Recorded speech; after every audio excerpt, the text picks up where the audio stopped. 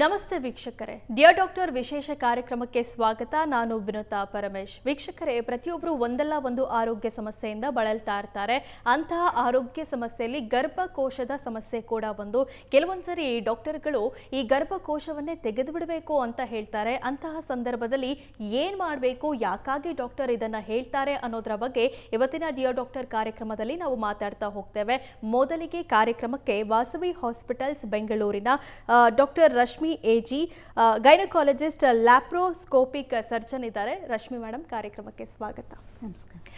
ನಾನು ಡಾಕ್ಟರ್, ನನ್ನ ಈಗಾಗಲೇ ಹೇಳಿದೆ, ಗರ್ಭಕೋಶದ ಸಮಸ್ಯೆ ಮಹಿಳೆಯರಲ್ಲಿ ಕಾಣಿಸ್ಕೊಂಡಿದ್ದ ತಕ್ಷಣ ತುಂಬ ಪ್ಯಾನಿಕ್ ಆಗಿಬಿಡ್ತಾರೆ. ಇಂತಹ ಸಂದರ್ಭದಲ್ಲಿ ಗರ್ಭಕೋಶವನ್ನೇ ತೆಗಿಬೇಕು ಅಂತ ಹೇಳ್ತಾರೆ. ಯಾಕಾಗಿ ಹೇಳ್ತಾರೆ, ಇದ್ರ ಬಗ್ಗೆ ಹೇಳೋದಾದ್ರೆ? ಸೊ ಫಸ್ಟ್, ಗರ್ಭಕೋಶ ತೆಗೆಯೋ ಶಸ್ತ್ರಚಿಕಿತ್ಸೆಗೆ ನಾವು ಹಿಸ್ಟೆಕ್ಟಮಿ ಅಂತ ಹೇಳ್ತೀವಿ. ಸೊ ಅದ್ರ ಬಗ್ಗೆ ನಾವು ಅರ್ಥ ಮಾಡ್ಕೋಬೇಕು ಅಂದರೆ ಫಸ್ಟ್ ಅದ್ರ ರಚನೆ ಬಗ್ಗೆ ನಾವು ತಿಳ್ಕೊಂಡ್ರೆ ಚೆನ್ನಾಗಿರುತ್ತೆ ಅಂತ ನಂಗೆ ಅನಿಸುತ್ತೆ. ಸೊ ಗರ್ಭಕೋಶ ಅನ್ನೋದು ಒಂದು ಮಸ್ಕ್ಯುಲರ್ ಆರ್ಗನ್, ಅದು ಒಂದು ಚೀಲ. ಅದು ಎಲ್ಲ ಹೆಣ್ಮಕ್ಳಲ್ಲಿ ಅವರ ಕೆಳಭಾಗದಲ್ಲಿ ಇರುವಂಥ ಒಂದು ಆರ್ಗನ್. ಅದರ ಮುಂದೆ ಮೂತ್ರಕೋಶ ಇರುತ್ತೆ, ಅದರ ಹಿಂದೆ ಮೋಷನ್ ಮಾಡೋ ಚೀಲ, ಅದನ್ನು ರೆಕ್ಟಮ್ ಅಂತ ಹೇಳ್ತೀವಿ. ಸೊ ಈ ಗರ್ಭಕೋಶದ ರಚನೆ ಅಂದರೆ ಹೇಗಿರುತ್ತೆ ಅಂದರೆ, ಈ ಗರ್ಭಕೋಶದ ಒಂದು ಬಾಡಿ ಇರುತ್ತೆ, ಅದನ್ನು ನಾವು ಫಂಡಸ್ ಅಂತ ಹೇಳ್ತೀವಿ. ಅದರದ್ದು ಒಂದು ನೆಕ್, ಕೊರಳು, ಅದನ್ನು ಇಸ್ಥಮಸ್ ಅಂತ ಹೇಳ್ತೀವಿ. ಆಮೇಲೆ ಗರ್ಭಕೋಶ ಬಾಯಿ, ಅದನ್ನು ಸರ್ವಿಕ್ಸ್ ಅಂತ ಹೇಳ್ತೀವಿ. ಆ ಗರ್ಭಕೋಶ ಮುಂದೆ ಇರೋದು ಅದನ್ನು ನಾವು ಯೋನಿ ಅಥವಾ ವೆಜೈನಾ ಅಂತ ಹೇಳ್ತೀವಿ. ಈ ಗರ್ಭಕೋಶ ಪಕ್ಕದಲ್ಲಿ ಎರಡು ಗರ್ಭನಾಳ ಅಥವಾ ದಿಂಬನಾಳ ಅಂತ ಹೇಳ್ತೀವಿ. ಅದರ ಪಕ್ಕದಲ್ಲಿ ಎರಡು ಅಂಡಾಶಯ ಇರುತ್ತೆ. ಸೊ ಈ ರಚನೆನ ನಾವು ತಿಳ್ಕೊಂಡ್ರೆ ನಾನು ಮುಂದೆ ನಿಮಗೆ ತಿಳಿಸೋ ಎಲ್ಲ ವಿಷಯ ಬಗ್ಗೆ ನಾನು ಈಸಿಯಾಗಿ ಎಕ್ಸ್ಪ್ಲೇನ್ ಮಾಡಬಹುದು. ಡಾಕ್ಟರ್, ಈಗ ಈ ಹಿಸ್ಟೆರೆಕ್ಟಮಿ ಅನ್ನುವಂತಹ ಈ ಒಂದು ಸರ್ಜರಿಯನ್ನು ಎಂತಹ ಪೇಷಂಟ್ಗಳಿಗೆ ಡಾಕ್ಟರ್ಸು ಹೇಳ್ತಾರೆ, ಸಜೆಸ್ಟ್ ಮಾಡ್ತಾರೆ? ಸೊ ಸಾಮಾನ್ಯವಾಗಿ ಈ ಹಿಸ್ಟೆರೆಕ್ಟಮಿ ಪ್ರೊಸೀಜರು 45 ವರ್ಷ ಹೆಣ್ಮಕ್ಳಲ್ಲಿ ಮೇಲೆ ಮಾಡುವಂಥ ಪ್ರೊಸೀಜರು. ಇದಕ್ಕೆ ಸುಮಾರು ಕಾರಣಗಳು ಇರ್ತವೆ. ಒನ್ ಆಫ್ ದಿ ಕಾಮನೆಸ್ಟ್ ಕಾರಣ ಅಂದರೆ AUB ಅಂತ ಹೇಳ್ತೀವಿ, ಅಬ್ನಾರ್ಮಲ್ ಯೂಟ್ರೈನ್ ಬ್ಲೀಡಿಂಗ್. ಸೊ ಇದು ಏನು ಅಂದರೆ, ಈಗ 45 ವರ್ಷ ಟೈಮಲ್ಲಿ ಆ ಟೈಮಲ್ಲಿ ಹೆಣ್ಮಕ್ಳು ಮುಟ್ಟು ನಿಲ್ಲೋ ಟೈಮು. ಸೊ ಆ ಟೈಮಲ್ಲಿ ಕೆಲವೊಬ್ಬರಿಗೆ ಅತಿಯಾದ ಮುಟ್ಟು ಆಗುತ್ತೆ, ಅಥವಾ ರಕ್ತಸ್ರಾವ ಆಗುತ್ತೆ, ಅಥವಾ 15 ದಿವಸ 20 ದಿವಸಕ್ಕೇ ಅವರಿಗೆ ಮುಟ್ಟಾಗಬಹುದು. ಆಮೇಲೆ ಅದಕ್ಕೆ ಯಾವ ಥರ ಮೆಡಿಸಿನ್ ತೊಗೊಂಡ್ರೂ ಆ ಬ್ಲೀಡಿಂಗ್ ಸ್ಟಾಪ್ ಆಗಲ್ಲ. ಆ ಥರ ಕಂಡೀಷನ್ನಲ್ಲಿ AUB ಅಂತ ಈ ಕಂಡೀಷನ್ನಲ್ಲಿ ನಾವು ಹಿಸ್ಟೆರೆಕ್ಟಮಿ ಮಾಡ್ತೀವಿ. ಎರಡನೇ ಕಂಡೀಷನ್ ತುಂಬ ಕಾಮನ್ ಅಂದರೆ ಫೈಬ್ರಾಯ್ಡ್. ಎಲ್ಲರೂ ಕೇಳಿರ್ಬೋದು ಫೈಬ್ರಾಯ್ಡ್ ಅಂತ. ಸೊ ಈ ಗರ್ಭಕೋಶದ್ದು 3 ಪೊದರಿರುತ್ತೆ. ಒಂದು ಇನ್ನರ್ ಲೈನಿಂಗ್, ಅದನ್ನು ಎಂಡೋಮೆಟ್ರಿಯಮ್ ಅಂತ ಹೇಳ್ತೀವಿ. ಎರಡನೇ ಪೊದರಿಂದ ಬರುವಂಥ ಗೆಡ್ಡೆನೇ ನಾವು ಫೈಬ್ರಾಯ್ಡ್ ಅಂತ. ಸೊ ಫೈಬ್ರಾಯ್ಡ್ ಬಂದ ತಕ್ಷಣ ಆಪ್ರೇಷನ್ ಮಾಡಬೇಕು ಅಂತ ಏನೂ ಇಲ್ಲ. ಬಟ್ ಯಾವಾಗ ಈ ಫೈಬ್ರಾಯ್ಡ್ ತುಂಬ ದೊಡ್ಡದಾಗಿ ಇರುತ್ತೆ, ಅಥವಾ ಫೈಬ್ರಾಯ್ಡಿಂದ ಅವರಿಗೆ ತುಂಬ ಬ್ಲೀಡಿಂಗ್ ಆಗುತ್ತೆ, ಅಥವಾ ತುಂಬ ಹೊಟ್ಟೆ ನೋವು ಆಗುತ್ತೆ, ಅಥವಾ ಫೈಬ್ರಾಯ್ಡಿಂದ ಅವರಿಗೆ ಪ್ರೆಷರ್ ಸಿಂಪ್ಟಮ್ಸ್ ಅಂತ ನಾವು ಹೇಳ್ತೀವಿ. ಅಂದರೆ ಮೂತ್ರನೇ ನಿಂತು ಹೋಗ್ಬಿಡುತ್ತೆ, ಮೂತ್ರ ಮಾಡೋಕ್ಕಾಗಲ್ಲ, ಅಥವಾ ಪದೇ ಪದೇ ಮೂತ್ರಕ್ಕೆ ಹೋಗಬೇಕಂತ ಆಗುತ್ತೆ. ಅಂಥ ಕಂಡೀಷನ್ನಲ್ಲಿ ನಾವು ಫೈಬ್ರಾಯ್ಡಲ್ಲಿ ಸರ್ಜರಿ ಮಾಡಬೇಕಾಗ್ಬೋದು. ನೆಕ್ಸ್ಟ್ ಕಂಡೀಷನ್ ಪ್ರೊಲ್ಯಾಪ್ಸ್ ಅಂತ. ಸೊ ಪ್ರೊಲ್ಯಾಪ್ಸ್ ಅಂದರೆ ಏನು ಅಂದರೆ, ಸಾಮಾನ್ಯವಾಗಿ ಇತ್ತೀಚೆಗೆ ನಾವು ಅಷ್ಟು ನೋಡ್ತಾ ಇಲ್ಲ ಪ್ರೊಲ್ಯಾಪ್ಸು. ಆದರೆ ಹಿಂದೆ ಡೆಲಿವರಿ ಎಲ್ಲ ಮನೆಯೆಲ್ಲ ಆಗ್ತಿತ್ತು. ಸೊ ಆ ಟೈಮಲ್ಲಿ ಏನಾಗ್ತಿತ್ತು, ಕಾಮನ್ ಎಪಿಸಿಯಾಟಮಿ ಅಂತ ಕೊಡ್ತಿರ್ಲಿಲ್ಲ, ತುಂಬ ಪುಷ್ ಮಾಡಿ ಆ ಥರ ಅಂಗನವಾಡಿ ದಾಯಿಸ್ ಅಂತ ಇರ್ತಿದ್ರು, ಟ್ರೆಡಿಷ್ನಲ್ ದಾಯಿಸ್ ಅಂತ. ಸೊ ಈ ದಾಯಿಸು ಹೆರಿಗೆಯನ್ನು ಕಂಡಕ್ಟ್ ಮಾಡ್ತಿದ್ರು. ಸೊ ಕಾಮನ್ ಪ್ರೊಸೀಜರ್ ಹೇಗೆ ಮಾಡಬೇಕು ಆ ಥರ ಮಾಡ್ತಿರಲಿಲ್ಲ. ಸೊ ಆ ಥರ ಆದಕ್ಕೆ ಏನಾಗುತ್ತೆ ಅಂದರೆ, ಈ ಗರ್ಭಕೋಶ ಪಕ್ಕದಲ್ಲಿ 2 ಮಾಂಸಪೇಶಿ ಇರ್ತವೆ. ಸೊ ಅದು ತುಂಬ ಲೂಸ್ ಆಗಿ ಅದು ಗರ್ಭಕೋಶ ಜಾರ್ಬಿಡುತ್ತೆ. ಸೊ ಅಂಥ ಕಂಡೀಷನ್ನಲ್ಲಿ ಕೂಡ ನಾವು ಹಿಸ್ಟೆರೆಕ್ಟಮಿ ಮಾಡಬೇಕಾಗ್ಬೋದು. ಇದಲ್ಲದೆ ಇನ್ನು 2 ಕಂಡೀಷನ್ ಇರೋದು ಅಡಿನೋಮಯೋಸಿಸ್ ಮತ್ತು ಎಂಡೋಮೆಟ್ರಿಯೋಸಿಸ್. ಇದು ಕೂಡ ಇತ್ತೀಚೆಗೆ ತುಂಬ ಕಾಮನ್ ಆಗಿ ವಿ ಆರ್ ಸೀಯಿಂಗ್. ಸೊ ಏನಕ್ಕೆ ಇದು, what is this adenomyosis and endometriosis ಅಂದರೆ, ಈ ಗರ್ಭಕೋಶ ಒಳಗಡೆ ಏನು ಪೊದರಿದೆ ಅದನ್ನು ಎಂಡೋಮೆಟ್ರಿಯಮ್, ಅದು ಒಳಗಡೆ ಮಾತ್ರ ಇರಬೇಕು. ಬಟ್ ಅದು ಯಾವಾಗ 2ನೇ ಲೇಯರ್ 3ನೇ ಲೇಯರ್ಗೆ ಹೋಗುತ್ತೆ, ಕೆಲವೊಮ್ಮೆ ಅದು ಆಚೆ ಕೂಡ ಹೋಗುತ್ತೆ, ಅಂಡಾಶಯದಲ್ಲಿ ಮತ್ತು ಮೋಷನ್ ಮಾಡೋ ಜಾಗ, ಅದು ರೆಕ್ಟಮ್ ಅಂತ ಹೇಳ್ತೀವಿ, ಅಲ್ಲಿ ಕೂಡ ಅದು ಡಿಪಾಸಿಟ್ ಆಗಿರೋ ಸಾಧ್ಯತೆ ಇರುತ್ತೆ. ಸೊ ಅಂಥ ಕಂಡೀಷನ್ನಲ್ಲಿ ಹೆಣ್ಮಕ್ಳಿಗೆ ತುಂಬ ಋತುಸ್ರಾವ ಆಗುತ್ತೆ, ತುಂಬ ಹೊಟ್ಟೆ ನೋವು. ಯಾವ ಥರ ಹೊಟ್ಟೆ ನೋವು ಅಂದರೆ, ಅವರಿಗೆ ಆ ಮುಟ್ಟಿನ 5 ದಿನ they cannot do their regular activities. ಆಫೀಸ್ಗೆ ಹೋಗೋ ಹೆಣ್ಮಕ್ಳು ಆಫೀಸ್ಗೆ ಹೋಗೋಕ್ಕಾಗಲ್ಲ. It is so painful that ಒಂದೊಂದ್ಸಲಿ ಅವ್ರು ಆಸ್ಪತ್ರೆಗೆ ಬಂದು ಇಂಜೆಕ್ಷನ್ ತೊಗೊಂಡ್ಮೇಲೆ ಅವರಿಗೆ ಟೆಂಪ್ರರಿ ರಿಲೀಫ್ ಸಿಗುತ್ತೆ. ಸೊ ಅಂಥ ಕಂಡೀಷನಲ್ಲಿ ಕೆಲವೊಮ್ಮೆ 45 ಇಯರ್ಸ್ ಆದಮೇಲೆ ಅವ್ರ ಫ್ಯಾಮ್ಲಿ ಎಲ್ಲ ಕಂಪ್ಲೀಟ್ ಆದಮೇಲೆ ಈ ಥರ ಕಂಡೀಷನಲ್ಲಿ ನಾವು ಗರ್ಭಕೋಶ ತೆಗಿಬೇಕಾಗಬಹುದು. ಇದಲ್ಲದೆ ಕ್ಯಾನ್ಸರ್. ಸೊ ಈಗ ಕೆಲವೊಮ್ಮೆ ಗರ್ಭಕೋಶದ ಕ್ಯಾನ್ಸರ್ ಇರಬಹುದು, ಅಥವಾ ಸರ್ವೈಕಲ್ ಕ್ಯಾನ್ಸರ್ ಅಂದರೆ ಗರ್ಭಕೋಶ ಕೊರಳಿನ cancer which is very common ನಮ್ಮ ಕಂಟ್ರಿನಲ್ಲಿ, ಅಥವಾ ಅಂಡಾಶಯದ ಕ್ಯಾನ್ಸರ್ ಇದ್ದರೆ ಆ ಥರ ಕಂಡೀಷನಲ್ಲಿ ಕೂಡ ನಾವು ಗರ್ಭಕೋಶ ತೆಗಿತೀವಿ. ಅದಲ್ಲದೆ there is something called as familial cancer ಅಂತ. ಕೆಲವೊಮ್ಮೆ ತಾಯಿಯಲ್ಲಿ ಗರ್ಭಕೋಶದ ಕ್ಯಾನ್ಸರ್ ಇರುತ್ತೆ, ಅಥವಾ ಅಂಡಾಶಯದ ಕ್ಯಾನ್ಸರ್ ಇರುತ್ತೆ, ಅಥವಾ family history of breast cancer ಇರುತ್ತೆ. ಸೊ ಅಂಥ ಕಂಡೀಷನಲ್ಲಿ ಏನಿರುತ್ತೆ ಅಂದರೆ ಅದು ಜೆನೆಟಿಕ್ಸ್ ಮೂಲಕ ತಾಯಿಗೆ ಇದ್ದರೆ ಮಗಳಿಗೂ ಬರುವ ಒಂದು ಸಾಧ್ಯತೆ ಇರುತ್ತೆ. ಸೊ ಅಂಥ ಕಂಡೀಷನ್ನಲ್ಲಿ ಕೆಲವೊಂದು ಜೆನೆಟಿಕ್ ಟೆಸ್ಟಿಂಗ್ ಮಾಡ್ತೀವಿ, ಅಥವಾ ಕೆಲವೊಂದು ಸಲ ಅಲ್ಟ್ರಾಸೌಂಡ್ ಮಾಡ್ತೀವಿ. ಸೊ ಸ್ವಲ್ಪನೂ ಅನುಮಾನ ಇದ್ದರೆ ಅಂಥ ಹೆಣ್ಮಕ್ಳಲ್ಲಿ ನಾವು 45 ಇಯರ್ಸ್ ಆದಮೇಲೆ ಪ್ರಾಫಿಲ್ಯಾಕ್ಟಿಕ್ಲಿ ಅಂದರೆ ಮುಂಜಾಗ್ರತೆ ಆಗಿ ಒಂದು ಸಲ ಗರ್ಭಕೋಶ ತೆಗಿಬೇಕಾಗಬಹುದು. ಡಾಕ್ಟರ್, ಈಗ ಪೀರಿಯಡ್ಸ್ ಅನ್ನೋದು ಎಲ್ಲರಿಗೂ ಒಂದೇ ಥರ ಇರೋದಲ್ಲ. ಕೆಲವರು ಪೀರಿಯಡ್ಸಲ್ಲೇ ನಾರ್ಮಲ್ ಆಗಿರ್ತಾರೆ, ಎಲ್ಲ ಡೇ ಟು ಡೇ ಆ್ಯಕ್ಟಿವಿಟೀಸಲ್ಲಿ ಆ್ಯಕ್ಟಿವ್ ಆಗೇ ಇರ್ತಾರೆ. ಬಟ್ ಕೆಲವರಿಗೆ ಒಂದು ಹೆಜ್ಜೆ ಇಡೋದಕ್ಕೂ ಕಷ್ಟಪಡ್ತಾ ಇರ್ತಾರೆ. ಅಂತಹ ಪೇಷಂಟ್ಸ್ಗೆ ಫ್ಯೂಚರಲ್ಲಿ ಈ ಥರದ ಸಮಸ್ಯೆ ಆ ಥರ ಏನು ಇಲ್ಲ. ಪ್ರತಿಯೊಬ್ಬರಿಗೂ ಆ ಥರ ಆಪ್ರೇಷನ್ ಮಾಡಲೇಬೇಕು ಅಂತ ಅಲ್ಲ. There are many other treatments which we can give. ಅಂದರೆ ಈಗ ಹೊಟ್ಟೆ ನೋವು ಬಂದ ತಕ್ಷಣ ಅವಳಿಗೆ ಬ್ಲೀಡಿಂಗ್ ಜಾಸ್ತಿ ಆಗ್ತಾ ಇದೆ ಅಥವಾ ಕೆಲಸ ಮಾಡೋಕ್ಕಾಗ್ತಾ ಇಲ್ಲ ಅಂತ ಯೂಟ್ರಸ್ ತೆಗಿಯೋಕ್ಕಾಗಲ್ಲ. ಬಿಕಾಸ್ ಗರ್ಭಕೋಶದಿಂದ ಹೆಣ್ಮಕ್ಳಿಗೆ ಸುಮಾರು ಲಾಭಗಳು ಕೂಡ ಇದ್ದಾವೆ. So the hysterectomy is not the first option. Hysterectomy is the last option. ಅದು ಕೊನೆ ಹಂತಕ್ಕೆ ನಾವು ಮಾಡಬೇಕು. ಫಸ್ಟ್ ಮೆಡಿಸಿನ್ ಟ್ರೈ ಮಾಡ್ತೀವಿ, ಹಾರ್ಮೋನ್ಸ್ ಕೊಡ್ತೀವಿ. ಹಾರ್ಮೋನ್ಸಿಂದ ಆಗಲಿಲ್ಲ ಅಂದರೆ ಹಾರ್ಮೋನ್ ಇರೋ ಒಂದು ಸ್ಪೆಷಲ್ ಡಿವೈಸ್ ಮಿರೆನಾ ಅಂತ ಹೇಳ್ತೀವಿ, ಅದು ಕಾಪಟಿ ಥರ. ಸೊ ಅದನ್ನು ಹಾಕಿದರೆ ಅವಳಿಗೆ ಸುಮಾರು ಬ್ಲೀಡಿಂಗು ಕಮ್ಮಿ ಆಗುತ್ತೆ, ಹೊಟ್ಟೆ ನೋವು ಕಮ್ಮಿ ಆಗುತ್ತೆ. ಸೊ ಆಮೇಲೆ ಅದೂ ವರ್ಕೌಟ್ ಆಗಲಿಲ್ಲ, ಒಂದು 8 ತಿಂಗಳು 10 ತಿಂಗಳು 1 ವರ್ಷ ನೋಡ್ತೀವಿ. ಅದಾದಮೇಲೂ ಅವಳಿಗೆ ಪರಿಹಾರ ಇಲ್ಲ ಅಂದರೆ ನಾವು then we suggest for hysterectomy. And ideally ನಾವು 45 ವರ್ಷ ಮೇಲೇ ನಾವು ಅಡ್ವೈಸ್ ಮಾಡೋದು ಇದನ್ನು. ಡಾಕ್ಟರ್, ಈಗ ನನಗೆ ಈ ಒಂದು ಸಮಸ್ಯೆ ಇದೆ ಅಂತ ನನಗೆ ಗೊತ್ತಾಗೋದಕ್ಕೆ ಯಾವೆಲ್ಲ ಸಿಂಪ್ಟಮ್ಸ್ ಇರುತ್ತೆ ಡಾಕ್ಟರ್? ಓಕೆ, ಸೊ ಸಿಂಪ್ಟಮ್ಸ್ ಹೇಗೆ ಅಂತಂದರೆ, ಒಂದು ಮುಟ್ಟಿಗೆ ರಿಲೇಟೆಡ್ ನಿಮಗೆ ಏನು ಸಿಂಪ್ಟಮ್ ಇದೆ. ಈಗ ಸಾಮಾನ್ಯವಾಗಿ ಎಲ್ಲರೂ ತಿಂಗಳಿಗೆ ಒಂದ್ಸಲಿ ಅವರಿಗೆ ಮುಟ್ಟು ಅಥವಾ ಋತುಸ್ರಾವ ಆಗುತ್ತೆ. ಎಷ್ಟು ದಿನ? 4 ರಿಂದ 5 ದಿನ ಬ್ಲೀಡಿಂಗ್ ಆಗುತ್ತೆ. ಆಮೇಲೆ ಹೊಟ್ಟೆ ನೋವು ಫಸ್ಟ್ ಡೇ ಬಂದರೆ ಏನು ತೊಂದರೆ ಏನಿಲ್ಲ, ದಟ್ ಈಸ್ ನಾರ್ಮಲ್. ಎಲ್ಲ ಹೆಣ್ಮಕ್ಳಿಗೂ ಫಸ್ಟ್ ಡೇ ಸ್ವಲ್ಪ ಬ್ಯಾಕ್ ಪೇನ್, ಸ್ವಲ್ಪ ಕೆಳ ಹೊಟ್ಟೆ ನೋವು ಇರುತ್ತೆ, which is okay. You need not worry about it. But ಅವರಿಗೆ 20 ದಿವಸ 15 ದಿವಸಕ್ಕೆ ಬ್ಲೀಡಿಂಗ್ ಆಗೋದು, ಅಥವಾ ಬ್ಲೀಡಿಂಗು 1 ತಿಂಗಳಗಟ್ಟಲೆ ಬ್ಲೀಡಿಂಗ್ ಆಗೋದು, ಅಥವಾ ತುಂಬ ಹೊಟ್ಟೆ ನೋವು ಫಸ್ಟ್ ಡೇ ಅಲ್ಲದೇ ಮುಟ್ಟಾಗೋ 1 ವಾರ ಮುಂಚೆನೇ ಹೊಟ್ಟೆ ನೋವು ಶುರು ಆಗೋದು, ಮುಟ್ಟಾಗುವಾಗ ಇಡೀ 5 ದಿವಸ ಹೊಟ್ಟೆ ನೋವು, ಮುಟ್ಟು ಆದಮೇಲೇನೂ ಕೆಲವೊಬ್ಬರಿಗೆ ಹೊಟ್ಟೆ ನೋವು ಇರುತ್ತೆ. ಅಂಥ ಕಂಡೀಷನ್ನಲ್ಲಿ ನಾವು okay there is some problem. ಅದಲ್ಲದೆ ಒಂದೊಂದು ಸರ್ತಿ ಗೆಡ್ಡೆ ಹೆಣ್ಮಕ್ಳು ನೋಟಿಸ್ ಮಾಡೋಕ್ಕೆ ಶುರು ಮಾಡ್ತಾರೆ, ಯಾಕೋ ನಂಗೆ ಕೆಳಗಡೆ ಏನೋ ದಪ್ಪ ಆಗಿದೆ ಅಂತ ಅನಿಸುತ್ತೆ, ಅಥವಾ ಹೊಟ್ಟೆ ಊದ್ಕೊಂಡಂಗೆ ಅನಿಸುತ್ತೆ. ಆ ಥರ ಕಂಡೀಷನಲ್ಲಿ ಕೂಡ ನಾವು you have to go to the doctor and meet. And sometimes ಈ ಥರ ಬ್ಲೀಡಿಂಗ್ ಕ್ಯಾನ್ಸರ್ ಕಾಯಿಲೆ ಮುನ್ಸೂಚನೆ ಹೇಗಿರುತ್ತೆ ಅಂದರೆ, ಅವರಿಗೆ ಈ ಬ್ಲೀಡಿಂಗ್ ಅಲ್ಲದೇ ಅವರಿಗೆ ಒಂದೊಂದು ಸರ್ತಿ ಹಸಿವೆ ಆಗಲ್ಲ, they will start seeing that ಅವ್ರ ತೂಕ ಕಮ್ಮಿ ಆಗ್ತಾ ಇದೆ. ಅಂಥ ಕಂಡೀಷನಲ್ಲಿ ಹೋಗಿ ಒಂದ್ಸಲಿ ಅವರು ಗೈನಕಾಲಜಿಸ್ಟ್ನ ಮೀಟ್ ಮಾಡಬೇಕು. ಹಾಗಿದ್ರೆ ವೇಟ್ ಲಾಸ್ ಆಗ್ತಿದೆ ಅಂತಂದ್ರೂ particularly at particular age 45-50 years ಆದಮೇಲೆ I think it is better that weight loss ಆಗ್ತಾ ಇದೆ, ನನಗೆ ಹಸಿವೆ ಆಗ್ತಾ ಇಲ್ಲ ಆ ಥರ, ಮತ್ತು ಬ್ಲೀಡಿಂಗ್ ತೊಂದರೆ ಇದೆ, ಹೊಟ್ಟೆ ನೋವಿದೆ, ಹೊಟ್ಟೆ ಊದ್ಕೊಂಡಂಗೆ ಅನಿಸ್ತಾ ಇದೆ, ಆ ಥರ ಅನಿಸಿದರೆ it is better they go and consult a gynaecologist. Okay doctor, ನಾನು ನಿಮ್ಮ ಹತ್ರ ಇದ್ರ ಬಗ್ಗೆ ಇನ್ನಷ್ಟು ಡೀಟೇಲ್ಸನ್ನು ಕೇಳ್ತಾ ಹೋಗ್ತೀನಿ. ಅದರಿಗೊಂದು ಪುಟ್ಟ ಬ್ರೇಕ್ನ ಸಮಯ. ವೀಕ್ಷಕರ ಡಿಯರ್ ಡಾಕ್ಟರ್ ವಿಶೇಷ ಕಾರ್ಯಕ್ರಮದಲ್ಲಿ ಚಿಕ್ಕದೊಂದು ಬ್ರೇಕ್.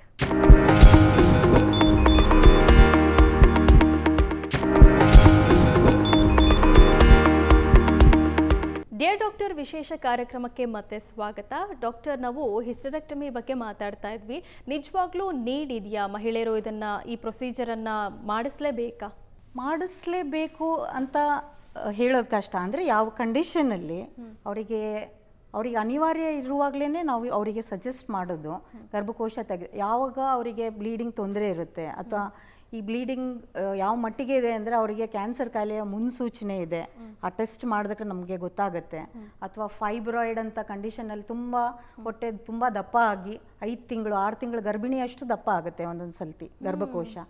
ಆ ಥರ ಕಂಡೀಷನಲ್ಲಿ ಅನಿವಾರ್ಯ ಇದ್ದರೆ ನಾವು ಪೇಷಂಟ್ಸ್ಗೆ ಹೇಳ್ತೀವಿ ಗರ್ಭಕೋಶ ಆಪ್ರೇಷನ್ನ ಮಾಡಿಸ್ಕೊಳ್ಳಿ ಅಂತ. ಡಾಕ್ಟರ್, ಯೂಶಲಿ ಯಾವ ಥರದ ಟೆಸ್ಟ್ಗಳನ್ನು ಮಾಡಲಾಗುತ್ತೆ ಇದಕ್ಕೆ? ಓಕೆ, ಸೊ ಯಾವಾಗ ಹೆಣ್ಮಕ್ಳು ನಮ್ಮ ಹತ್ರ ತೊಂದರೆಯಿಂದ ಬರ್ತಾರೆ, particularly after 45 or in any age group also, so ನಾವು ಫಸ್ಟ್ ಅವ್ರದ್ದು ಹಿಸ್ಟ್ರಿಯನ್ನು ತಗೊತೀವಿ. ಸೊ ಯಾವ ಥರ ಅವ್ರದ್ದು ಮುಟ್ಟು ಮುಂಚೆ ಇತ್ತು, ಇವಾಗ ಅದು ಹೇಗೆ ಬದಲಾವಣೆ ಆಗಿದೆ. ದೆನ್ ನಾವು ಅವರಿಗೆ ಎಕ್ಸಾಮಿನ್ ಮಾಡ್ತೀವಿ, ಅವ್ರ ಹೊಟ್ಟೆ ಎಲ್ಲ ಪರೀಕ್ಷೆ ಮಾಡ್ತೀವಿ, ಕೆಳಗಡೆಯಿಂದ ಪರೀಕ್ಷೆ ಮಾಡ್ತೀವಿ. ಆಮೇಲೆ ಕೆಳಗಡೆಯಿಂದ ಒಂದು ಪ್ಯಾಪ್ಸ್ಮಿಯರ್ ಅಂತ ಎಲ್ಲ ಹೆಣ್ಮಕ್ಳು ಆಫ್ಟರ್ 35 ಇಯರ್ಸ್ ಅಟ್ಲೀಸ್ಟ್ ಒಂದು ಪ್ಯಾಪ್ಸ್ಮಿಯರನ್ನು ಮಾಡಿಸ್ಕೋಬೇಕು. ಇದು ಪ್ಯಾಪ್ಸ್ಮಿಯರ್ ಮಾಡೋದು ಏನು ಅಂದರೆ ಇದು ಒಂದು ಸ್ಕ್ರೀನಿಂಗ್ ಟೆಸ್ಟ್. ಮುಂದೆ ನಿಮಗೆ ಗರ್ಭಕೋಶದ ಕೊರಳಿನ ಕ್ಯಾನ್ಸರ್ ಬರುವ ಸಾಧ್ಯತೆ ಇದೆ ಇಲ್ಲ ಅಂತ ಚೆಕ್ ಮಾಡೋಕ್ಕೆ ಒಂದು ಪ್ಯಾಪ್ಸ್ಮಿಯರ್ ಅಂತ ಮಾಡ್ತೀವಿ. ಅದು ಮಾಡಿ ಎಕ್ಸಾಮಿನ್ ಮಾಡಿದ ಮೇಲೆ ನಾವೆಲ್ಲ ಹೆಣ್ಮಕ್ಳಿಗೆ ಒಂದು ಬೇಸಿಕ್ ಅಲ್ಟ್ರಾಸೌಂಡ್ ಸ್ಕ್ಯಾನಿಂಗ್ ಮಾಡಿಸ್ತೀವಿ. ಅಲ್ಟ್ರಾಸೌಂಡ್ ಸ್ಕ್ಯಾನಲ್ಲಿ ನಮಗೆ ಗರ್ಭಕೋಶದ ರಚನೆ, ಗರ್ಭಕೋಶದಲ್ಲಿ ಏನಾದರೂ ದಪ್ಪ ಆಗಿದೆನಾ, ಅದರಲ್ಲಿ ಗೆಡ್ಡೆ ಇದೆನಾ, ಗರ್ಭಕೋಶ ಒಳಪೋದರೂ ನಾರ್ಮಲ್ ಇದೆನಾ ಅಥವಾ ದಪ್ಪ ಆಗಿದೆನಾ ಆ ಟೆಸ್ಟ್, ಮತ್ತು ಅಂಡಾಶಯಗಳನ್ನ ನೋಡ್ತೀವಿ. ಅಂಡಾಶಯದಲ್ಲಿ ಏನಾದರೂ ಗೆಡ್ಡೆ ಇದೆನಾ ಅಥವಾ ಅಂಡಾಶಯ ಅಂಟ್ಕೊಂಡಿದೆನಾ ಅಥವಾ ಏನಾದರೂ ಕೀವ ತುಂಬಿದೆನಾ, ಪಸ್ ಇದೆನಾ, ಅದೆಲ್ಲ ನಮಗೆ ಸ್ಕ್ಯಾನಿಂಗಲ್ಲಿ ಗೊತ್ತಾಗುತ್ತೆ. ಸೊ ಅದಾದ ಮೇಲೆ ನಮಗೆ ಏನಾದರೂ ಡೌಟ್ ಇದ್ದರೆ, ಲೈಕ್ ಒಳಗಡೆ ಪೋದ್ರು ತುಂಬ ದಪ್ಪ ಇದೆ, she is more than 45 years, ಆವಾಗ ನಾವು ಒಂದು ಎಂಡೋಮೆಟ್ರಿಯಲ್ ಬಯೋಪ್ಸಿ ಅಂತ ಮಾಡ್ತೀವಿ.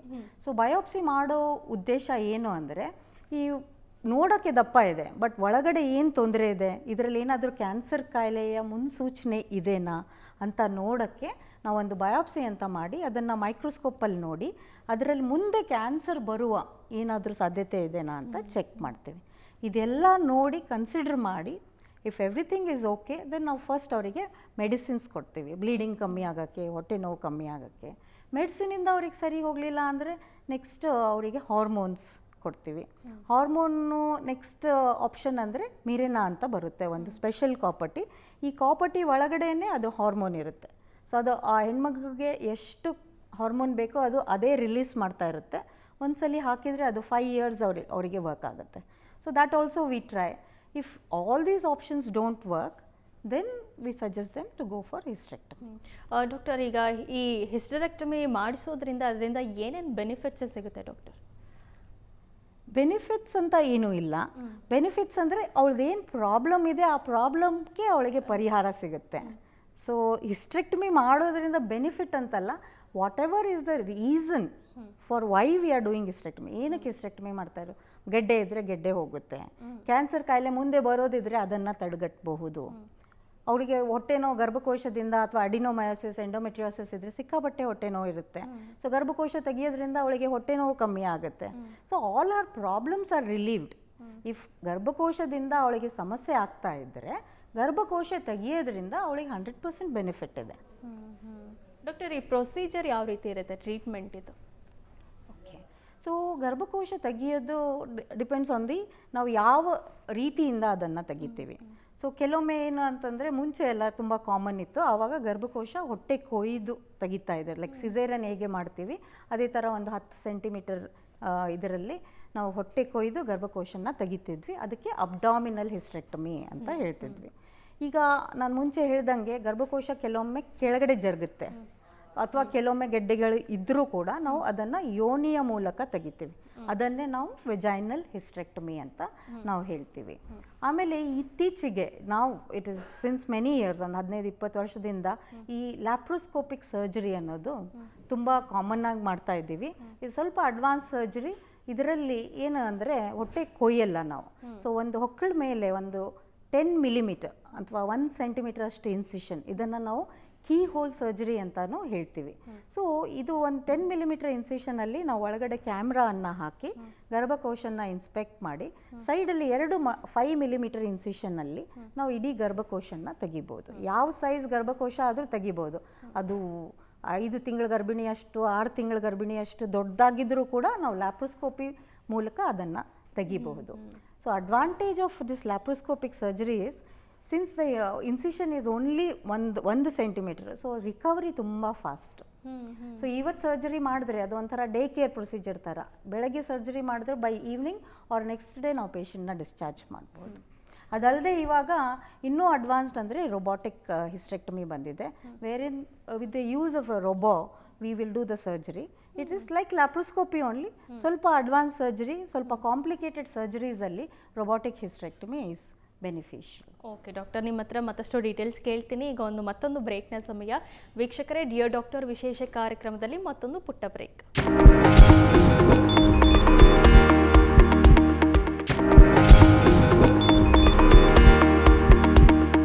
ಡಿಯರ್ ಡಾಕ್ಟರ್ ವಿಶೇಷ ಕಾರ್ಯಕ್ರಮಕ್ಕೆ ಮತ್ತೊಮ್ಮೆ ಸ್ವಾಗತ. ಡಾಕ್ಟರ್, ನಾವು ಹಿಸ್ಟೆರೆಕ್ಟಮಿ ಸರ್ಜರಿ ಬಗ್ಗೆ ಮಾತಾಡ್ತಾ ಇದ್ವಿ. ಯೂಶಲಿ ಒಂದು ಸಮಾಜದಲ್ಲಿ ಭಯ ಇರುತ್ತೆ, ಗರ್ಭಕೋಶನ ತೆಗೆದುಬಿಟ್ರೆ ಹೇಗೆ, ಯಾಕಂದರೆ ಒಂದು ಹೆಣ್ಣಿಗೆ ಗರ್ಭಕೋಶ ಅನ್ನೋದು ಬಹಳ ಮುಖ್ಯ, ಅದನ್ನೇ ತೆಗೆದುಬಿಟ್ರೆ ಹೇಗಪ್ಪ ಅನ್ನೋ ಭಯ ಇರುತ್ತೆ. ಅಂತಹ ಪೇಷಂಟ್ಸಿಗೆ ಏನು ಹೇಳ್ತೀರಾ? ಇಲ್ಲ, ಈ ಭಯ ಇರಬೇಕು ಕೂಡ. ಬಿಕಾಸ್ ಏನಕ್ಕೆ ಅಂದರೆ ಗರ್ಭಕೋಶ ಅನ್ನೋ ಏನು ಆರ್ಗನ್ ಇದೆ ಅದ್ರ ಪಕ್ಕದಲ್ಲಿ 2 ಅಂಡಾಶಯ ಅಂತ ಇರುತ್ತೆ. ಅದು ತುಂಬ ಇಂಪಾರ್ಟೆಂಟ್ 2 ಹಾರ್ಮೋನ್ನ ಪ್ರೊಡ್ಯೂಸ್ ಮಾಡುತ್ತೆ, ಒಂದು ಈಸ್ಟ್ರೋಜನ್, ಒಂದು ಪ್ರೊಜೆಸ್ಟ್ರಾನ್. ಸೊ ಇವು 2 ಹಾರ್ಮೋನ್ಸ್ ಹೆಣ್ಮಕ್ಳಿಗೆ ಅವಳ ಬ್ರೈನ್ ಮೇಲೆ ಎಫೆಕ್ಟ್ ಆಗುತ್ತೆ, ಅವಳ ಹಾರ್ಟಿಗೆ ಪ್ರೊಟೆಕ್ಷನ್ ಇರುತ್ತೆ. ಸೊ ಇಫ್ ನೀವು ಕೇಳಿದರೆ ಗಂಡು ಮಕ್ಕಳಲ್ಲಿ ಹಾರ್ಟ್ ಅಟ್ಯಾಕ್ ಆಗುತ್ತೆ, ಬಟ್ ಎಷ್ಟು ಹೆಣ್ಮಕ್ಳಲ್ಲಿ ನೀವು ಹಾರ್ಟ್ ಅಟ್ಯಾಕ್ ಅಂತ ಕೇಳಿದ್ದೀರಾ? So this is because oestrogen ಅನ್ನೋ ಏನು ಹಾರ್ಮೋನ್ ಇದೆ ಅಲ್ಲ, ಅದು ಹಾರ್ಟಿಗೆ ಒಂದು ಪ್ರೊಟೆಕ್ಷನ್. ಆಮೇಲೆ ಈಸ್ಟ್ರೋಜನ್ನೋ ಹಾರ್ಮೋನಿಂದ ಅವರಿಗೆ ಬೋನ್ಸ್ ಕೂಡ ಗಟ್ಟಿಯಾಗಿರುತ್ತೆ, ಯಾಕಂದರೆ ಈ ಹಾರ್ಮೋನ್ ಬೋನ್ಸಲ್ಲಿ ಕ್ಯಾಲ್ಶಿಯಂ ಡಿಪಾಸಿಟ್ ಮಾಡೋಕ್ಕೆ ಹೆಲ್ಪ್ ಮಾಡುತ್ತೆ. ಸೊ ಆ ಥರ ಇರುವಾಗ bones are also very strong when ovaries are working. So ಅದಲ್ಲದೆ ಅವಳದು ಯೋನಿಯ health, overall general health, general well being is good when her 2 ಅಂಡಾಶಯ ಕೆಲಸ ಮಾಡ್ತಾ ಇರ್ತಾರೆ. ಸೊ ಗರ್ಭಕೋಶ ತೆಗೆಯುವಾಗ ಎನಿ ಪೇಷಂಟ್ ಅವ್ರ ಡಾಕ್ಟ್ರ್ ಜೊತೆ ಕೂತ್ಕೊಂಡು ಡಿಸ್ಕಸ್ ಮಾಡಬೇಕು. ಏನಂತಂದರೆ, ನಂದು 2 ಅಂಡಾಶಯನ ನೀವು ಒಟ್ಟಿಗೆ ತೆಗಿತೀರಾ ಅಥವಾ ಬರೀ ಗರ್ಭಕೋಶನ ತೆಗಿತೀರಾ ಅಂತ. ಯಾಕಂದರೆ ಅಂಡಾಶಯ ತೆಗಿಯೋದ್ರಿಂದ ಅವಳಿಗೆ ಸರ್ಜಿಕಲ್ ಮೆನೋಪಾಸ್ ಅಂತ ಆಗುತ್ತೆ. ಈಗ ಸಾಮಾನ್ಯವಾಗಿ ಎಲ್ಲ ಆವ್ರೇಜ್ ಇಂಡಿಯನ್ ಹೆಣ್ಮಕ್ಳು 47 ವರ್ಷಕ್ಕೆ ಅವರಿಗೆ 47ರಿಂದ 48 ವರ್ಷಕ್ಕೆ, ಕೆಲವೊಬ್ಬರು 50 ವರ್ಷವರೆಗೂ ಮೆನೋಪಾಸ್ ಆಗುತ್ತೆ. ಬಟ್ ಸರ್ಜರಿ ಮಾಡೋದ್ರಿಂದ, ಅಂಡಾಶಯ ತೆಗಿಯೋದ್ರಿಂದ ಅವರಿಗೆ ಸರ್ಜಿಕಲ್ ಮೆನೋಪಾಸ್ ಆಗುತ್ತೆ. ಸೊ ಆ ಸರ್ಜಿಕಲ್ ಮೆನೋಪಾಸ್ದಿಂದ ಅವ್ರ ಬೋನ್ಸ್ ವೀಕ್ ಆಗ್ಬೋದು, ಹಾರ್ಟ್ ಮೇಲೆ ಪರಿಣಾಮ ಬೀಳಬಹುದು. ಸೊ ಇದೆಲ್ಲ ಅವರು ಡಿಸ್ಕಸ್ ಮಾಡಿ ಬೆನಿಫಿಟ್ಸ್ ಮತ್ತು ರಿಸ್ಕ್ಸ್ನ ನಾವು ವೇ ಮಾಡಬೇಕು. ತೆಗಿಯೋದ್ರಿಂದ ಬೆನಿಫಿಟ್ ಜಾಸ್ತಿ ಇದೆನಾ ಅಥವಾ ಇಟ್ಟರೆ ಬೆನಿಫಿಟ್ ಜಾಸ್ತಿ ಇದೆ, ಸೊ ಅದನ್ನು ಡಿಸ್ಕಸ್ ಮಾಡಿ ಅವರು ಶಸ್ತ್ರಚಿಕಿತ್ಸೆಗೆ ಒಳಗೋಗ್ಬೇಕು. ಡಾಕ್ಟರ್, ನೀವು ಈಗ ಹೇಳ್ತಾ ಇದ್ರಿ ಈ ಗರ್ಭಕೋಶ ತೆಗಿಯೋದ್ರಿಂದ ಯೂಶಲಿ ಕೆಲವೊಂದು ಅಪನಂಬಿಕೆಗಳಿರ್ತವೆ. ಈಗ ಒಂದು ಮಹಿಳೆಯ ಒಂದು ಸೈಕಲ್ ಬಂದಿರುತ್ತೆ, ಒಂದು 18 ವರ್ಷದಿಂದ ಪೀರಿಯಡ್ಸ್ ಎವ್ರಿ ಮಂತ್ ಆಗ್ತಾ ಇರುತ್ತೆ, ಬಟ್ ಗರ್ಭಕೋಶ ತೆಗ್ದಿದ ತಕ್ಷಣ ಅದು ನಿಲ್ಲುತ್ತೆ, ಅದಾದಮೇಲೆ ಬೇರೆ ಥರದ್ದು ಹೆಲ್ತ್ ಇಶ್ಯೂಸ್ ಆಗಬಹುದು ಅನ್ನೋ ಅಪನಂಬಿಕೆಗಳಿರುತ್ತೆ. ಅದಕ್ಕೆ ಏನು ಹೇಳ್ತೀರಾ? ಸುಮಾರು ಅಪನಂಬಿಕೆಗಳಿದ್ದಾವೆ ಗರ್ಭಕೋಶ ತೆಗೆದ ಮೇಲೆ. ಸೊ ಕೆಲವೊಬ್ರಿಗೆ ಏನು ಅನಿಸುತ್ತೆ, ತೆಗೆದ ತಕ್ಷಣ ಅಲ್ಲಿ ಜಾಗ ಖಾಲಿಯಾಗಿ ಹೋಗ್ಬಿಡುತ್ತೆ ಆ ಥರ. ಸೊ ಆ ಥರ ಏನೂ ಇಲ್ಲ, ಅಲ್ಲಿ ಮುಂದೆ ಮೂತ್ರಚೀಲ ಇರುತ್ತೆ, ಕರಳಿರುತ್ತೆ, ಅವೆಲ್ಲ ಬಂದು ಕೂಳುತ್ತೆ. ಆ ಥರ ಅವಳಿಗೆ ಏನೂ ಫೀಲಿಂಗ್ ಬರೋಂಗಿಲ್ಲ. ಇನ್ನೊಂದು ಅಪನಂಬಿಕೆ ನನ್ನ ಇದರಲ್ಲಿ ಕೇಳಿರೋದೇನೆಂದರೆ, ಪೇಷಂಟ್ಸ್ ಹೇಳ್ತಾರೆ, ನಾನು ಆಪ್ರೇಷನ್ ಮಾಡಿಸ್ಕೊಂಡ್ಮೇಲೆ ತುಂಬ ದಪ್ಪ ಆಗಿಬಿಡ್ತೀನ ಅಂತ ಕೇಳ್ತಾರೆ. ಸೊ ನಾನೇನು ಹೇಳಬೇಕು ಅಂತೀನಿ ಅಂದರೆ, ಗರ್ಭಕೋಶ ತೆಗಿಯೋದ್ರಿಂದ ಅವ್ರ ದಪ್ಪ ಆಗಂಗಿಲ್ಲ. ಅವ್ರ ದಪ್ಪ ಆಗೋದು ಬೇರೆ ಕಾರಣದಿಂದ. ಈಗ ಆಪ್ರೇಷನ್ ಆಗಿದೆ ಅಂತ ನಾನು ಬೇಗ ರಿಕವರ್ ಆಗಬೇಕು, ಬೇಗ ಸ್ಟ್ರಾಂಗ್ ಆಗಬೇಕು ಅಂತ ಅವರು ಚೆನ್ನಾಗಿ ತುಪ್ಪ, ಡ್ರೈ ಫ್ರೂಟ್ಸು ಅದೆಲ್ಲ ತುಂಬ ಚೆನ್ನಾಗಿ ತೊಗೊತಾರೆ. ಅದಲ್ಲದೆ ಆಪ್ರೇಷನ್ ಆಗಿದೆ ಅಂತ ತುಂಬ ನಿಧಾನವಾಗಿ ನಡೆಯೋದು, they will not resume activities, walking ಮಾಡೋಂಗಿಲ್ಲ, ಎಕ್ಸಸೈಸ್. ಆಪ್ರೇಷನ್ ಆಗಿದೆ, ನಾನು ರೆಸ್ಟಲ್ಲಿ ಇರಬೇಕು. ಸೊ ಆ ಕಾರಣದಿಂದ ಅವರು ದಪ್ಪ ಆಗ್ತಾರೆ. ಸೊ ಅವರು proper life style, proper diet ಎಲ್ಲ ತೊಗೊಂಡ್ರೆ ಅವರು ದಪ್ಪ ಆಗಲ್ಲ. 3ನೇ ಅಪನಂಬಿಕೆ ಏನಂದರೆ, ಅವರಿಗೆ ಅದೇ ನಂದು ಹಾರ್ಟ್ ವೀಕ್ ಆಗೋಗುತ್ತೆ, ಬೋನ್ಸ್ ವೀಕ್ ಆಗಿ ಹೋಗುತ್ತೆ. ಇದೆಲ್ಲ ಮೆನೋಪಾಸ್ ಆದರೂ ಕೂಡ ಆಗುತ್ತೆ. ಗರ್ಭಕೋಶ ಮಾತ್ರ ತೆಗಿಯೋದ್ರಿಂದ ಏನೂ ಆಗಲ್ಲ. ಪಕ್ಕದಲ್ಲಿ ಅಂಡಾಶಯದಲ್ಲಿ ತೆಗೆದ್ರು ಇವೆಲ್ಲ ಪ್ರಾಬ್ಲಮ್ಸ್ ಬರುತ್ತೆ, ಹೌದು. ಬಟ್ ಅದನ್ನು ನೀವು ಪ್ರಾಪರ್ ಡಯಟು, ಎಕ್ಸಸೈಸು, ಕೆಲವೊಂದು ಸಪ್ಲಿಮೆಂಟ್ಸ್ ಇದೆ ಲೈಕ್ ಕ್ಯಾಲ್ಶಿಯಮು, ವೈಟಮಿನ್ D3 ಇವೆಲ್ಲ ತೊಗೊಂಡ್ರೆ ಇದೆಲ್ಲ ಪ್ರಾಬ್ಲಮ್ಸ್ನ ನೀವು ತಡೆಗಟ್ಟಬಹುದು. ಇನ್ನೊಂದು ತುಂಬ ಮಿಸ್ಕನ್ಸೆಪ್ಷನ್ ಪೇಷಂಟ್ಸಲ್ಲಿರೋದು, ಗರ್ಭಕೋಶ ಆಪ್ರೇಷನ್ ಆದಮೇಲೆ ನನ್ನ ಲೈಂಗಿಕ ಜೀವನನೇ ಮುಗ್ದು ಹೋಗಿದೆ ಅಂತ ಸುಮಾರು ಜನಕ್ಕೆ ಆ ಕಲ್ಪನೆ ಇರುತ್ತೆ. ಸೊ ನಾವು ಗರ್ಭಕೋಶ ತೆಗಿತೀವಲ್ವ, ಆವಾಗ ಯೋನಿಯನ್ನು ನಾವು ಮುಟ್ಟಲ್ಲ. ಓನ್ಲಿ ಇನ್ ಕೆಲವೊಂದು ಕ್ಯಾನ್ಸರಲ್ಲಿ ಮಾತ್ರ ಕೆಲ ಭಾಗ ಯೋನಿಯ ಸ್ವಲ್ಪ ಭಾಗ ತೆಗಿತಾರೆ. ಬಟ್ ನಾರ್ಮಲ್ ಕೇಸಸ್ಸಲ್ಲಿ ನಾವು ಯೋನಿನ ಮುಟ್ಟಲ್ಲ. So the length of the vagina will be the same. So ಸಾಮಾನ್ಯವಾಗಿ ಎನಿ ಗರ್ಭಕೋಶ ಆಪ್ರೇಷನ್ ಮಾಡಿದ್ರೆ ಅವರ ಲೈಂಗಿಕ ಜೀವನದಲ್ಲಿ ಯೂಶ್ವಲಿ ಏನು ಬದಲಾವಣೆ ಆಗಂಗಿಲ್ಲ. ಓಕೆ ಡಾಕ್ಟರ್, ಈಗ ಕೆಲವೊಂದು ಕೇಸಸಲ್ಲಿ ನೀವು ಆಗಲೇ ಹೇಳ್ತಾ ಇದ್ರಿ ಪ್ರತಿಯೊಬ್ಬರಿಗೂ ಈ ಸರ್ಜರಿ ಬೇಕು ಅಂತ ಇಲ್ಲ ಅಂತ, ಬಟ್ ಆದಷ್ಟು ಅದನ್ನು ಸಜೆಸ್ಟ್ ಮಾಡ್ತಾರಲ್ಲ, ಅಂತಹ ಕೇಸಸ್ಗೆ ಏನು ಹೇಳ್ತೀರಾ? ಅಂದರೆ ನೀಡಿರಲ್ಲ ಬಟ್ ಮಾಡಿಸಿ ಅಂತ ಹೇಳಿ ಮಾಡಿಸ್ಬಿಡ್ತಾರಲ್ಲ, ಆ ಥರ ಕೆಲವು ಸಲ್ತಿ ನಾವು ಕೇಳ್ಪಟ್ಟಿದ್ದೀವಿ.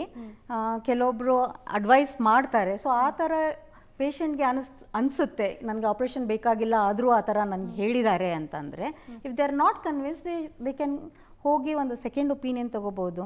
ಯಾಕೆ ಈ ಡಾಕ್ಟ್ರು ಹೇಳಿದ್ದಾರೆ, ನನಗೆ ಅವಶ್ಯಕತೆ ಇದೇನಾ? ಯಾಕಂದರೆ as I have already told, ಗರ್ಭಕೋಶ ಒಂದು ಇಂಪಾರ್ಟೆಂಟ್ ಆರ್ಗನ್. ಸೊ ಅಟ್ಲೀಸ್ಟ್ 40 ವರ್ಷ ಕೆಳಗಡೆ ಅಂತೂ ಅದನ್ನು ತೆಗಿಸಲೇಬಾರ್ದು. ಅವಶ್ಯಕತೆ ಇದ್ದು ಕೆಲವೊಂದು ಕಂಡೀಷನಲ್ಲಿ ತೆಗಿಬೇಕಾಗಬಹುದು. ಆದರೆ ಆದಷ್ಟು if you are not convinced, you can take a second opinion and then decide. Okay doctor, ಈಗ ಗರ್ಭಕೋಶ ತೆಗಿಬೇಕು ಅಂದ ತಕ್ಷಣ ಭಯ ಪಟ್ಬಿಡ್ತಾರೆ ಮಹಿಳೆಯರು, ಅಂಥ ಪೇಷಂಟಿಗೆ ಏನು ಹೇಳ್ತೀರಾ? ಗರ್ಭಕೋಶ ತೆಗಿಲೇಬೇಕು ಅಂತ ಡಿಸೈಡ್ ಆದರೆ ನೀವು ಫಸ್ಟ್ ನಿಮ್ಮ ಡಾಕ್ಟ್ರ್ ಜೊತೆ ನೀವು ಕೂತ್ಕೊಂಡು ನನ್ನ ಅಂಡಾಶಯ ತೆಗಿಯಲ್ಲ. ಇದು ಒಂದು ತುಂಬ ಇಂಪಾರ್ಟೆಂಟ್ ವಿಷಯ. ಎಲ್ಲ ಹೆಣ್ಮಕ್ಳು ಅವ್ರ ಡಾಕ್ಟ್ರ್ ಜೊತೆ ಈ ಚರ್ಚೆಯನ್ನು ಮಾಡಬೇಕು. ಅಂಡಾಶಯ ತೆಗಿಯೋ ಅವಶ್ಯಕತೆ ಇದೆನಾ ಅಥವಾ ತೆಗಿಯೋ ಅವಶ್ಯಕತೆ ಇಲ್ಲ. ಸೊ ಅದು ಒಂದು ಇಂಪಾರ್ಟೆಂಟ್. ಸೆಕೆಂಡ್, ಆ್ಯಂಗ್ಸೈಟಿ, ಅದ್ರ ಬಗ್ಗೆ ಭಯ ಬೇಡ. ಯಾಕಂದರೆ ಈಗ ನಾವು ಆಪ್ರೇಷನ್ ಮಾಡೋದು ಲ್ಯಾಪ್ರೋಸ್ಕೋಪಿ ಅಥವಾ ರೊಬಾಟಿಕ್ಸ್ ಮೋಸ್ಟ್ ಆಫನ್. ಸೊ ಈ ಥರ ಆಪ್ರೇಷನ್ ಮಾಡುವಾಗ ಅವ್ರದ್ದು ರಿಕವರಿ ಏನಿದೆ ಅಲ್ವಾ, ತುಂಬ ಫಾಸ್ಟ್. ಸೊ ಇವತ್ತು ಸರ್ಜರಿ ಮಾಡಿದ್ರೆ ಇವತ್ತು ಈವ್ನಿಂಗ್ ಅಥವಾ ನಾಳೆನೇ ಡಿಸ್ಚಾರ್ಜ್ ಮಾಡ್ಬೋದು. ನೀವು ವಿತಿನ್ 24 hours ನಿಮ್ಮದು ನಾರ್ಮಲ್ ಆ್ಯಕ್ಟಿವಿಟೀಸ್ನ ರಿಸ್ಯೂಮ್ ಮಾಡ್ಬೋದು. ನೀವು ಆಫೀಸ್ಗೆ ಹೋಗ್ತಾ ಇದ್ದರೆ 1 ವಾರದಲ್ಲಿ ನೀವು ಆಫೀಸ್ಗೆ ಹೋಗ್ಬೋದು. ಆ್ಯಂಡ್ ಇನ್ 1 month ನೀವು ಎಲ್ಲ ಆ್ಯಕ್ಟಿವಿಟೀಸ್ ಮಾಡ್ಬೋದು, ಬೆಟ್ಟ ಕೂಡ ಹತ್ಬೋದು. ಸೊ ಆ ಥರ ಏನು ಗರ್ಭಕೋಶ ಆಪ್ರೇಷನ್ ಆಗಿದೆ ಅಂತ ಫುಲ್ ಲೈಫ್ ಸ್ಟೈಲ್ ಚೇಂಜ್ ಮಾಡೋ ಅವಶ್ಯಕತೆ ಇಲ್ಲ. ಹಿಂದಿನ ಕಾಲದಲ್ಲಿ ಅಬ್ಡಾಮಿನಲ್ ಅಥವಾ ಉದ್ದವಾಗಿ ಕಟ್ ಮಾಡ್ತಾ ಇದ್ರು, ಆವಾಗ ಯೂಟ್ರಸ್ ತೆಗಿತಿದ್ರು. ಸೊ ಆವಾಗ recovery was very slow. They would take months. ಆಮೇಲೆ 1 ವರ್ಷಗಟ್ಟಲೆ ಅವ್ರ ಮನೆಯಲ್ಲಿ ಒಂಥರ ಏನು ಕೆಲಸ ಮಾಡದೆ ಫುಲ್ ರೆಸ್ಟಲ್ಲಿ ಇರ್ತಿದ್ರು. ಇವಾಗ ಅದೆಲ್ಲ ಮಾಡೋ ಅವಶ್ಯಕತೆ ಇಲ್ಲ. They can resume their activities. ಎಷ್ಟು ಬೇಗ ಆಗುತ್ತೆ ಅಷ್ಟು ಬೇಗ ರಿಸ್ಯೂಮ್ ಮಾಡ್ಬೋದು. ಡಾಕ್ಟರ್, ಈ ಹಿಸ್ಟರೆಕ್ಟಮಿ ಬಗ್ಗೆ ಮಹಿಳೆಯರು ಈ ವಿಚಾರವನ್ನು ನೆನಪಿಟ್ಕೊಳ್ಳೇಬೇಕು, ಮರಿಲೇಬಾರ್ದು ಅಂತಂದರೆ ಏನು ಹೇಳ್ತೀರಾ? Take home message. ಒಂದು 40 ವರ್ಷ ಕೆಳಗಡೆ ನಿಮ್ಗೆ ಏನಾದರೂ ಸಜೆಷನ್ ಬಂದರೆ ಯೂಟ್ರಸ್ ತೆಗಿಸ್ಬೇಕು ಅಂದರೆ ಅದ್ರ ಬಗ್ಗೆ 2 times you have to think. 45 ವರ್ಷ ಮೇಲೆ ನಿಮಗೆ ಅವಶ್ಯಕತೆಯೇ ಇದೆ, ಗರ್ಭಕೋಶ ತೆಗಿಲೇಬೇಕು, ನಿಮ್ಗೆ ತುಂಬ ಪ್ರಾಬ್ಲಮ್ ಆಗ್ತಾ ಇದ್ದರೆ ಅಂಡಾಶಯ ತೆಗಿಸ್ಬೇಕಾ ಅಥವಾ ತೆಗಿಸ್ಬಾರ್ದು, ಈ ವಿಚಾರ ನಿಮ್ಮ ಡಾಕ್ಟ್ರ್ ಜೊತೆ ನೀವು ಡಿಸ್ಕಸ್ ಮಾಡಬೇಕು. ಆಮೇಲೆ ತೆಗೆದ್ರೆ ಏನು ಬೆನಿಫಿಟ್ಟು, ತೆಗಿಲಿಲ್ಲ ಅಂದರೆ ಏನು ಬೆನಿಫಿಟ್ಟು, ಯಾವ ಕಂಡೀಷನಲ್ಲಿ ಯಾವ ಕಾರಣಕ್ಕೆ ನಾವು ಅಂಡಾಶಯ ತೆಗಿಬೇಕು ಅದನ್ನು ನೀವು ಡಾಕ್ಟ್ರ್ ಜೊತೆ ಡಿಸ್ಕಸ್ ಮಾಡಬೇಕು. ಮೂರನೇದು, ಹೆಣ್ಮಕ್ಳಿಗೆ ನಾನು ಏನು ಹೇಳಬೇಕು ಅಂತ ಇದ್ದೀನಿ ಅಂದರೆ, ಗರ್ಭಕೋಶ ತೆಗಿಲೇಬೇಕು ಅಂತ ನಿಮಗೆ option, there is no other option ಅಂತ ಇದ್ದರೆ ಅದ್ರ ಬಗ್ಗೆ ಭಯ ಬೇಡ. ಬಟ್ ಈ ಆಪ್ಷನ್ ಬರೋ ಮುಂಚೆ ನೀವು ಮೆಡಿಸಿನ್ಸ್, ಅದಕ್ಕೆ ಆ ಟ್ರೀಟ್ಮೆಂಟ್ಗೆ ಮೆಡಿಸಿನ್ಸ್ ತೊಗೊಂಡಿದ್ದೀರಾ, ಹಾರ್ಮೋನ್ಸ್ ತೊಗೊಂಡಿದ್ದೀರಾ ಅಥವಾ ಸ್ಪೆಷಲ್ ಕಾಪರ್ಟಿ ಯೂಸ್ ಮಾಡಿದ್ದೀರಾ, ಅದೆಲ್ಲ ಒಂದು ಟ್ರಯಲ್ ಕೊಟ್ಟು ಅದೆಲ್ಲ ಫೇಲಿಯರ್ ಆದರೆ ಮಾತ್ರ ಯು ಕ್ಯಾನ್ ಗೋ ಫಾರ್ ಹಿಸ್ಟರೆಕ್ಟಮಿ. ಆಮೇಲೆ 4ನೇದು, ಅಕಸ್ಮಾತ್ ಗರ್ಭಕೋಶ ಆಪ್ರೇಷನ್ ಆಯಿತು ಅಂತ ಅಂದ್ಕೊಳ್ಳಿ, ಅದ್ರ ಮೇಲೆ ನೀವು ಭಯ ಪಡ್ಕೊಳ್ಳೋ ಅವಶ್ಯಕತೆ ಏನು ಇಲ್ಲ. ನಿಮ್ಮ ರಿಕವರಿ ತುಂಬ fast. You can resume your day to day activities within a week and by 1 year you can almost do all kinds of activities. ಆಮೇಲೆ ಇನ್ನೊಂದು ಅಂದರೆ, ಗರ್ಭಕೋಶ ತೆಗಿಯೋದ್ರಿಂದ ನಿಮ್ಮ ಸೆಕ್ಷುವಲ್ ಲೈಫ್ ಅಥವಾ ಲೈಂಗಿಕ ಜೀವನಕ್ಕೆ absolutely there is no problem. Okay doctor, hysterectomy ಬಗ್ಗೆ ಸಾಕಷ್ಟು ವಿಚಾರಗಳನ್ನು ತಿಳಿಸ್ಕೊಟ್ರಿ. ಇಷ್ಟೊತ್ತು ನಮ್ಮ ಕಾರ್ಯಕ್ರಮದಲ್ಲಿ ಭಾಗಿಯಾಗಿದ್ದಕ್ಕೆ ಧನ್ಯವಾದ ಡಾಕ್ಟರ್. Thank you. ವೀಕ್ಷಕರೇ, ಇದಾಗಿತ್ತು ಇವತ್ತಿನ ಡಿಯರ್ ಡಾಕ್ಟರ್ ವಿಶೇಷ. ನೇರ ದಿಟ್ಟ ನಿರಂತರ ಸುದ್ದಿಗಾಗಿ ನೋಡ್ತಾ ಇರಿ ಏಷ್ಯಾನೆಟ್ ಸುವರ್ಣ ನ್ಯೂಸ್. ನಮಸ್ಕಾರ.